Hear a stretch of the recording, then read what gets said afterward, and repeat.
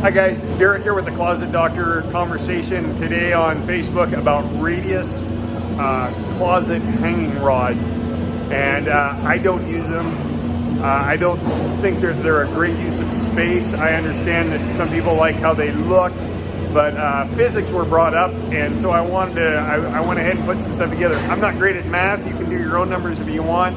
And these numbers I did are to compare two equal spaces. Your actual size of something might vary, but just take a look at the math and you can see why just doing regular hanging into the corner to normal closet standards are a better option.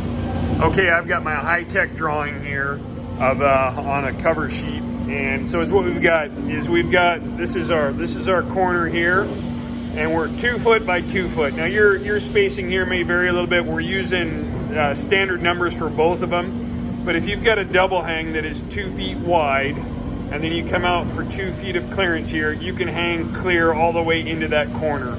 So you've got 2 feet on the top, 2 feet on the bottom. You have 4 feet of total hanging space. And like I said, you can adjust your spacing here and things like that, but we want a nice organized system.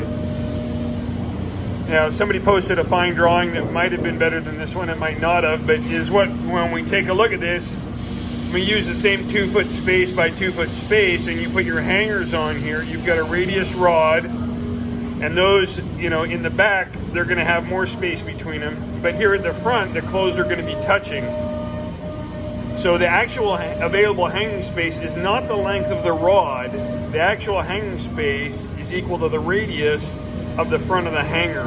So when you put all your clothes in, the radius of that front there forms, which is, didn't do real good math in school after they introduced the alphabet into it, but that radius is smaller than this radius.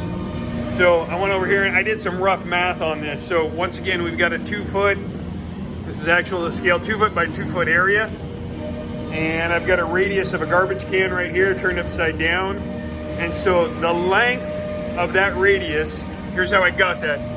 24 times 3.41 gives us the diameter of that circle.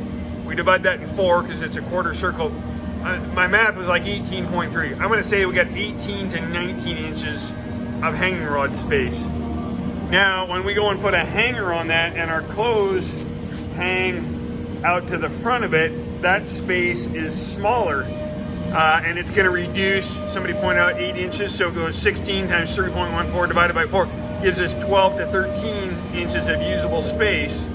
And then we double that times 2 for the double hanging. So is what we actually end up in there. I'm averaging these numbers. We get 24 to 30 inches of real world hanging versus the 48 inches that we have over there. If you're not following me, that's less hanging. And then so we've wasted this space back here, not efficiently, and we have all of these clothes tucked in nice and tight right here. That's why we won't use a radius hanging rod, because it reduces the amount of hanging space. With that said, what I found in my 27 years experience on that, most corners in every closet that we ever go into that has an existing system are messed up in one way or the other, and we can pick up a huge amount of space when we've got a couple of corners in there. We normally end up with about a positive 4 feet of hanging in that corner space, which allows us to give them the amount of hanging they had before and add other accessories. So that's my thoughts on it.